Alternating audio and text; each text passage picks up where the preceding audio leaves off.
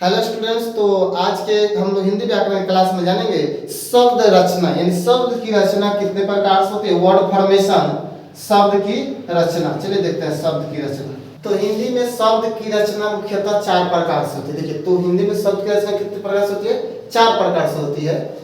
उपसर्ग लगाकर, दूसरा प्रत्यय लगाकर, समास द्वारा एवं संधि द्वारा। तो सबसे पहले हम उपसर्ग के बारे में डिटेल्स करते हैं कि उपसर्ग लगाकर कैसे हम शब्द की रचना, नए शब्द बना सकते हैं। तो उपसर्ग वह शब्दांश है जो किसी शब्द के पहले जुड़कर नया शब्द बनाता है। क्या बनता है? नया शब्द बनाता है। यानी उपसर्ग वह शब्दांश है जो किसी शब्द के पहले जुड़ता है। ध्यान रखिएगा, कहाँ जुड़ता है? पहले। तो पहले जुड़कर नया शब्द बनाता है। जैसे पक्का में अध जोड़ेंगे, पहले जोड़ेंगे। यहाँ पर क्या जोड़ेंगे? पहले हम अध जोड़ देते हैं और फिर इसके बाद क्या हो जाएगा? प्लस पक्का। तो क्या बनेगा? अधपक्का। अब देखिए, पक्का शब्द था, ये पक्का हुआ है। अधपक्का का अर्थ क्या हो गया? आधा पका हुआ। समझ गए? इसका मतलब नया शब्द बना ना। जिससे गमन, गमन मतलब होता है आना जाना। अब देखिए आगमन, आगमन मतलब किसी का पहुंचना यानी आना। तो इसका अर्थ बदल गया, आ जुड़ गया जिसके पहले। ये सब उपसर्ग है। अब उपसर्ग देखिए 3 प्रकार के उपसर्ग प्रयुक्त होते हैं, संस्कृत, हिंदी, उर्दू। तो पहले संस्कृत के उपसर्ग जानेंगे। संस्कृत के ही महत्वपूर्ण उपसर्ग है और बहुत ज्यादा उपयोग होते हैं।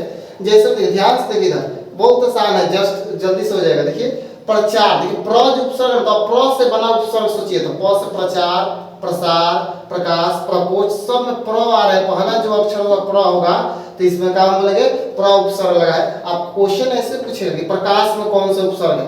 तो प्र उपसर्ग हो जाएगा। प्रचार में कौन सा उपसर्ग है? अच्छा, बोलेगा कि परा शब्द से उपसर्ग बनाइए, तो क्या क्या बनेगा? पराक्रम, प्राकृष्ट, पराजय, पराधीन, पराभव इत्यादि जितने भी शब्द होंगे सबका परा लगा रहेगा, तो उसको परा उपसर्ग से बनाए। अप के अपकर्म, अपमान, अपयश, अपहरण, अपराध। पूछ देगा अपराध में कौन सा उपसर्ग है? तो अपर। तो कहा जाएगा अप। संकल्प, संसार, संयोग। देखिए सम, सम जोड़ कल्प होता है, इसलिए संकल्प। सम जोड़ सार, यानी सम जब भी अनुस्वार रहेगा वो म के लिए आता है। संधि में आगे पढ़ेंगे इसमें। तो सम जोड़ सार, संयोग, सम, संतोष, संगम, जितने भी अनुस्वार वाला होगा सब सम उपसर्ग उसमें लगा रहता है। कौन सा उपसर्ग?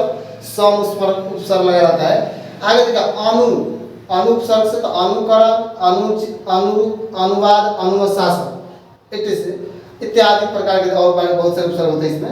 अब देखिए अवसर, अवकाश, अवज्ञा, अवासन। देखिए सब में अ आ रहा है ना, आप समझ गए। आई होप कि आप उपसर्ग समझ गए।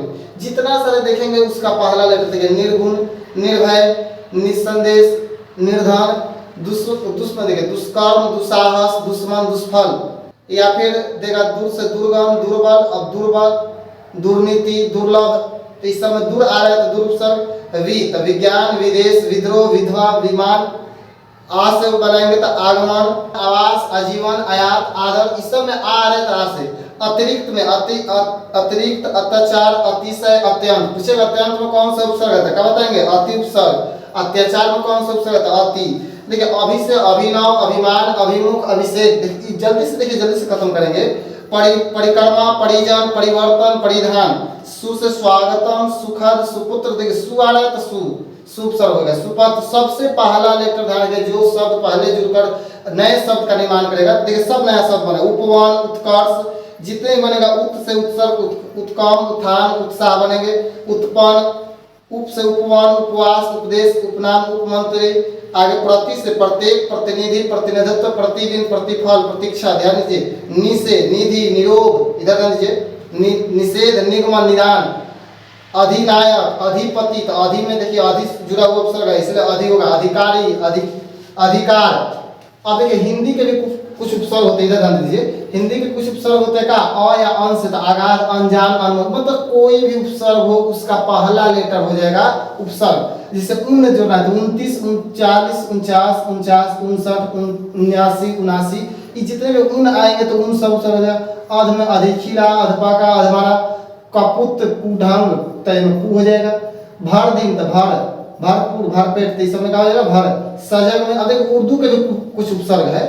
कम, जिसे तो कम वक्त, कम उम्र, कम सीन, कमजोर। ध्यान दीजिए। इतिस इत्यादि। खुश में खुशकिस्मत, खुश दिल, खुशबू, खुशहाल। इस तरह खुश जब उपसर्ग है तो खुश आएगा। गैर से गैर कानूनी, गैर हाजिरी, गैर सरकारी। ना से नापसंद, नादान, नाराज। इस समय ना रहे तो नलायक, इधर ध्यान दीजिए, बद से बदनाम, बदबू, बदशाह, ईटीसी। इधर बद से बर्दाश्त, बर्दाश्त। तो जो भी पहला लेटर होगा उसका होगा उपसर्ग। जैसे बेइज्जत, बेईमान, बेरहम, तो बे हो जी, हम हमदर्द, हम सफर। इसी तरह से कोई भी वर्ड दे दे तो उसका पहला लेटर जो होगा क्या होता है, उपसर्ग होता है।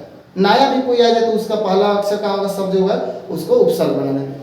क्योंकि उपसर्ग हमेशा आपको बताया है कि क्या जुड़ता है, वह शब्दांश है जो किसी शब्द के पहले जुड़ता है, तो पहले वाला ही उपसर्ग होगा ना। तो उपसर्ग का जो पहला लेटर होगा, दो वो चाहिए वो, तो उसको बना लीजिए उपसर्ग। चलिए आगे बढ़ते हैं, प्रत्यय में जानेंगे प्रत्यय क्या है।